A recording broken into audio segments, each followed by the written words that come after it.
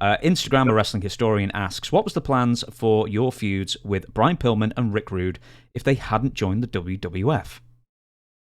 Well, first of all, both of them are such amazing performers, right? I often talk about when you're watching not just wrestling, any entertainment form, and there are those entertainers and those wrestlers that when you watch them, you can't take your eyes off them.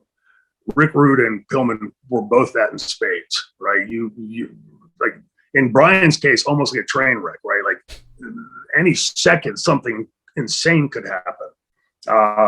But also very good in the ring. Both of them at that point, Rick was unable to really get in the ring and do much physical. But I was such a fan of ravishing Rick Rude, the character, that you can see in Cut the Fucking Music, Cut the Music. I mean, there were a lot of parallels there that I drew from him.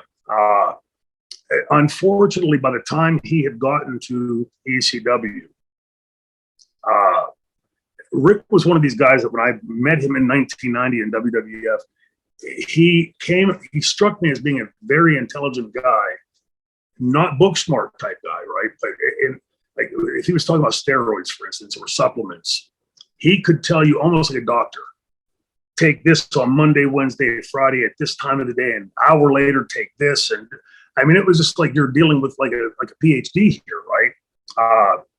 Unfortunately, most of those guys that were brilliant with that kind of thing would later reach a point where they say, well, if 2 are good, 10 would be better, right? And start down that. Rick was incredibly frustrated in ECW because he, again, we spend this kind of time in the business, it's because we're huge fans of it, we're marks for the business. I can't imagine being that close to the industry with the fervor that was at ECW and be unable to get in that ring and do it yourself. Because, there's always I can do it better than this kid. I apologize once again for interrupting. What exactly was Rick Rude's injury? Because I know he had the back injury and then he claimed the Lloyds of London thing, but what was stopping him getting back in the ring? Was it the injury? Was it the fact that he was getting paid by the insurance, or both? Well, I think both, because at that time, a lot of those guys, all the Minneapolis guys, had sort of figured out how to bilk that Lloyd's, right? Mm-hmm. But at this time, and I can't remember, again, it's been too long for me to remember how tight in time this was, but if you recall, like a year or two earlier, he had taken that bad bump in New Japan, or the WCW, where the ring was up on an elevated stage, and he took like a plancha from inside, and when he went back thinking that the floor was behind him, he went off the side of and I don't know, he broke his neck, messed his neck up really badly. And by the time he was in ECW, it was clear that he was clouded. There was an incident with Pitbull number 2, who I'd always had great matches with. And Anthony always trusted me, and that put me at ease in the ring. We were in, I want to say Scranton, Pennsylvania, or maybe, no, it was Trenton, New Jersey. And in Trenton, they had this CYO where the upstairs area, the dressing room area, were a bunch of these little, like 2-3 people dressing rooms. And it was a 6-man tag that night. Anthony had never second guessed me on anything, on any spots. We'd go to the ring and have great matches. That night, it was a triple threat against him, Gary, Wolf, and I think Sandman. And the time constraint on it was that, okay, since I'm angled with Anthony, we'll get in, we'll do a spot, and Bam Bam, you get in and do something with him, and then Chris, you get in there and do something with Gary. And so you only had that time, boom, boom, boom, in and out, and get to the match. I give him this spot where I get the better of him for a second, and then later he catches me. I try to do the same thing again. He catches me, presses me over his head, and throws me to the floor to Bam Bam and Chris. 2 minutes later, he comes back to the dressing room and he goes, don't you think that spot makes me look stupid? I'm like, no, and I'm explaining it. So, okay, I do this to you, and then later you do that. It's like you're smacking the fly. Okay, and he leaves. 5 minutes later, comes back, I don't know. And this goes on several times, and I finally, the last time, lay back but follow him back to his dressing room. And Rick Rude's in there. He left the door cracked, so I look in, and I can hear them talking, and Rick Rude's telling him, he's making you look stupid. And I couldn't understand.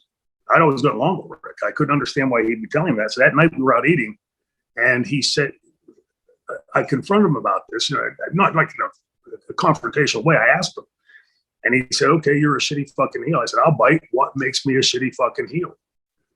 He said, "A great heel always has more heat in their hometown than anywhere else." And I was always popped in Pittsburgh. So my answer to him was, I looked at Paul and I said, "Do you want to answer this or do you want me to answer?" Because that was what Paul wanted, right? Paul came to me and saw that we could do like this inverse universe in Pittsburgh, because like this booking you couldn't do anywhere else. And it so after it struck me, it's like, this wasn't Rick. Like, Rick was always an easygoing guy, and it wasn't long after that he succumbed, right, and passed away. And it was almost like the Elvis Presley thing, right? Taking pills to wake up, taking pills to survive the day, taking pills to go to bed, drinking on top of that, all this other stuff. And there was just this very volatile character that I'm sure must have been frustrated by not being able to get into the ring. But to Brian Pillman,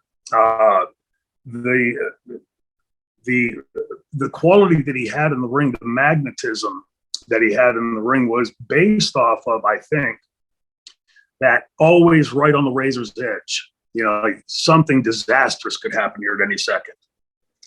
And the types of things that he would do, the one time when I confronted him down in the ECW arena, it was just supposed to be a melee, and then out from that. We fight out to the floor, and he has a chair, has him take the chair from him, and he wants me to hit him with the chair. So, in ECW, you swung the chair, you swung the chair. And I'm swinging this chair full blast. He turns around and grabs this baby, an infant baby, and pulls the baby up in front of me. I, luckily get the brakes put on, but it came this close to smacking that baby. And I was obviously pissed, right? I mean, this is way beyond the pale to me to doing this kind of thing, and how that could have disastrously turned out. But that's where Brian liked to play on that razor's edge, like to bring that in and out. Brian was, unbeknownst to us then, he was playing WCW against ECW against WWF. And I think Rick was doing that maybe to a different degree. Those guys always knew that being in WWF first, WCW second, ECW last would be the pay scale, right? The WWF, WCW, ECW. And so I don't think either of them had plans on putting down roots in ECW. The goal for both of them was to get back there. And with Brian, I have evidence of that, because there was a interview that I did with Sherry Martel on one side and Brian on the other side. And it's one of these long-winded promos, and about halfway through, I start shooting on Hogan.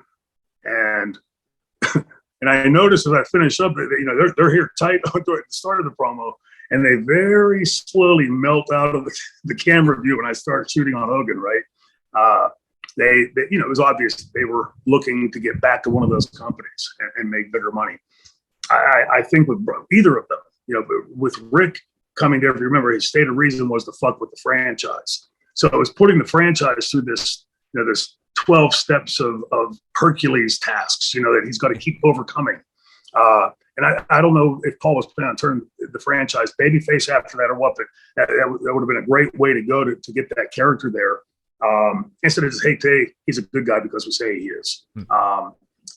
Pillman, though, I think we would later see, with this stuff with the accident and the broken ankle and the gun, and, all the things, that was Brian playing out Brian's thoughts in the business that were incredible and really did blur that line between what is reality, what's kayfabe, what's wrestling.